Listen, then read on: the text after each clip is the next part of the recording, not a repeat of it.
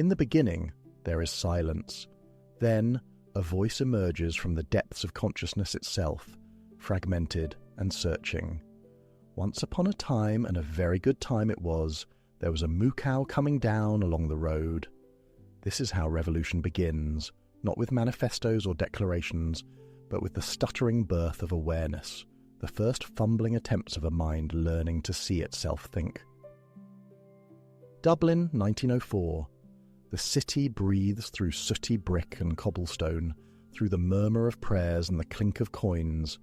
James Joyce, 22 years old, walks these streets with the weight of artistic ambition pressing against his chest like a stone.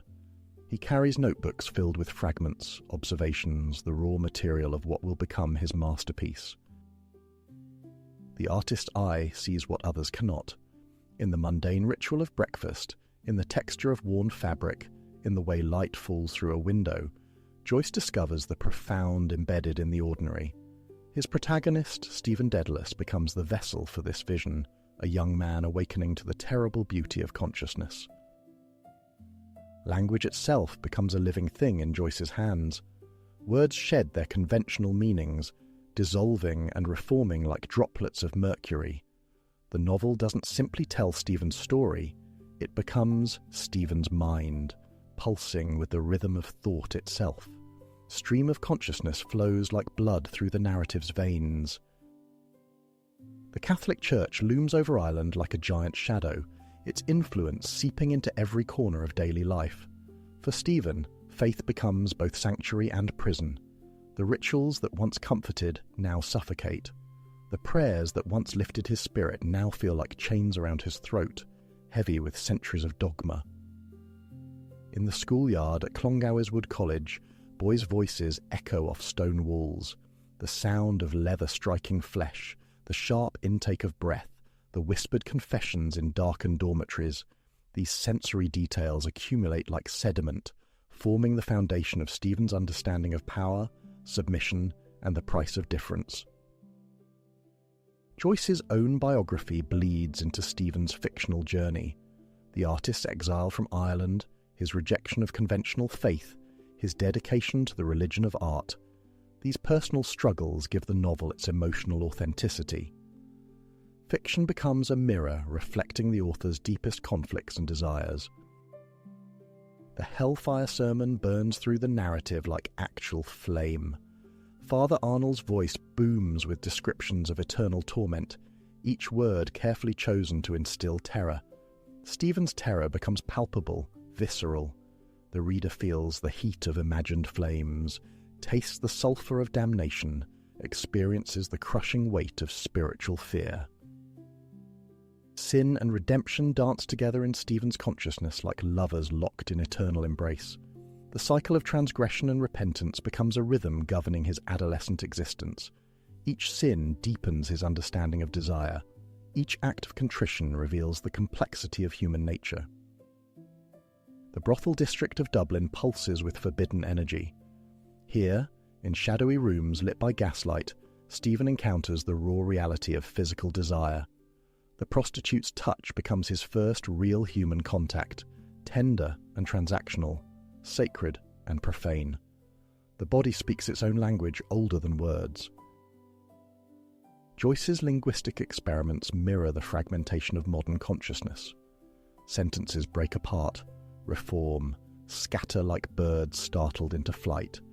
The novel becomes a laboratory where traditional narrative structures dissolve, replaced by something entirely new, the direct representation of thought itself. Art becomes Stephen's salvation and his burden. The recognition of his artistic calling arrives like a religious revelation, sudden and transformative. Yet with this knowledge comes isolation, the terrible loneliness of the artist, who must stand apart from society to truly see it. The beach scene shimmers with symbolic resonance. Stephen walks along the strand, his consciousness merging with the rhythm of waves. The girl wading in the water becomes a vision of beauty that transcends flesh, representing the eternal feminine, the muse, the unattainable ideal that drives all artistic creation. Names carry weight in Joyce's universe. Stephen Dedalus evokes the mythical craftsman who built wings to escape his labyrinth. The parallel is intentional. The modern artist must also construct wings from words, must learn to fly above the maze of conventional thinking. The Irish literary renaissance blooms around Joyce like a garden of intellectual ferment. Yeats, Synge, and other writers grapple with questions of national identity and artistic expression. Joyce absorbs these influences while charting his own radical course, pushing beyond romanticism into something harder, more psychologically complex. University College Dublin becomes Stephen's intellectual battleground. Here, among young men debating aesthetics and politics, he begins to articulate his artistic philosophy. The conversations pulse with the energy of minds discovering themselves, ideas colliding like subatomic particles in a cosmic dance. The concept of epiphany, sudden spiritual insight, becomes central to Joyce's artistic method. These moments of revelation punctuate the narrative like lightning strikes, illuminating the ordinary world with extraordinary significance. A phrase overheard, a gesture glimpsed, a pattern suddenly perceived, these fragments coalesce into meaning. Stephen's relationship with his mother embodies the broader tension between tradition and progress. Her quiet faith represents the Ireland he must leave behind, while his artistic ambition pulls him toward an uncertain future. Love and rejection intertwine like threads in a tapestry. The novel's structure mirrors the artist's development. Each chapter represents a stage in Stephen's growth, from childhood confusion to adolescent awakening to young adult determination. The language itself evolves, becoming more sophisticated as Stephen's consciousness expands. Money's absence haunts the Dedalus household like a spectre. Financial ruin transforms from mere circumstance into existential condition. The family's decline mirrors Ireland's colonial subjugation, personal and political oppression reflecting each other in an endless hall of mirrors.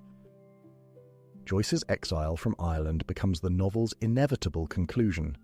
The artist must leave home to truly see it, must abandon the familiar to discover the universal. Stephen's departure represents not just personal necessity, but artistic imperative, the writer's obligation to transcend local limitations. The aesthetic theory Stephen develops resonates with Joyce's own artistic philosophy. Art must be impersonal, autonomous, free from didactic purpose. The artist, like God, remains invisible within creation, present everywhere but seen nowhere. This theory would influence generations of writers. Religious imagery pervades the novel, transformed from literal faith into metaphorical structure. The language of Catholicism becomes the vocabulary of aesthetic experience.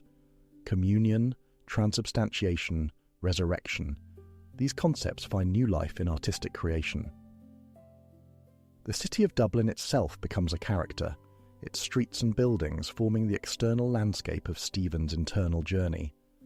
Joyce's meticulous attention to geographic detail creates a literary map that readers can follow, transforming fiction into documentary. Time moves differently in Joyce's narrative.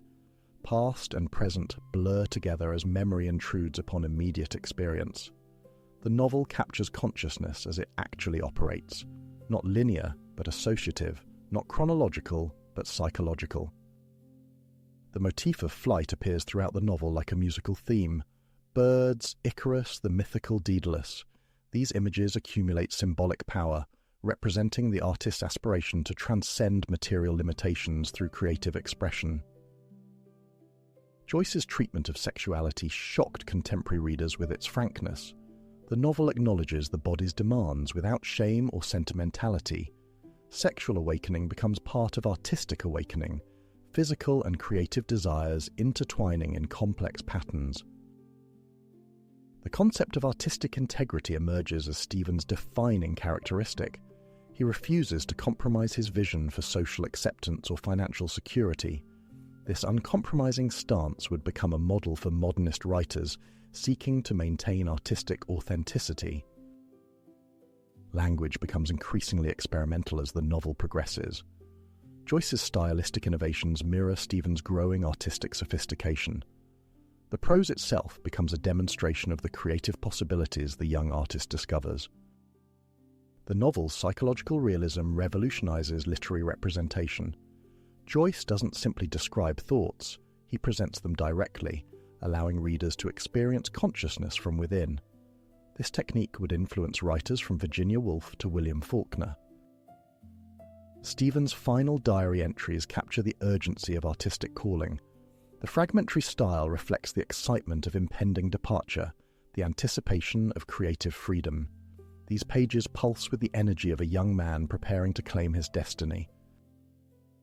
The phrase silence, exile, and cunning becomes Stephen's artistic manifesto. These three strategies represent the writer's necessary tools: the ability to listen, the willingness to leave, and the intelligence to survive. Joyce himself would employ all three throughout his career. The novel's influence extends far beyond literature. Psychologists study its representation of consciousness, philosophers examine its treatment of identity, and theologians grapple with its spiritual implications. The work transcends generic boundaries to become a cultural phenomenon. Joyce's portrait of the artist establishes the template for countless subsequent Bildungsromans. The sensitive young person awakening to creative calling becomes a recognizable literary archetype, appearing in works from Sylvia Plath to Junot Diaz. The book's publication history reflects its revolutionary nature. Rejected by publisher after publisher, it finally appeared in 1916 to mixed reviews. Critics struggled to categorize this unprecedented work, unsure whether to praise its innovation or condemn its audacity. Modern readers discover in Stephen's journey a mirror for their own struggles with identity and purpose. The novel's exploration of artistic calling resonates beyond literature, speaking to anyone who has felt the tension between conformity and self-expression. The text's multi-layered structure rewards repeated reading. Each encounter reveals new depths, previously hidden connections, subtle patterns of meaning. The novel becomes a lifelong companion, evolving as the reader's understanding deepens. Joyce's masterpiece stands as a bridge between 19th century realism and 20th century modernism. It preserves the traditional novel's psychological insight while pioneering new techniques for representing consciousness. The work looks backward and forward simultaneously. The artist's portrait remains eternally young, forever frozen at the moment of artistic awakening. Yet paradoxically, this static image continues to generate new meanings, inspire fresh interpretations, and challenge successive generations of readers to reconsider the nature of art and identity. In the end, Stephen Dedalus walks toward the harbour, ready to board a ship that will carry him away from Ireland and toward his artistic destiny. But he leaves behind something immortal, a portrait of the artist as a young man, captured forever in the amber of Joyce's prose. The novel closes, but the questions it raises echo endlessly. What does it mean to be an artist? How does consciousness create itself? Can literature change the world? These questions follow us long after we close the book, transforming us into artists of our own experience.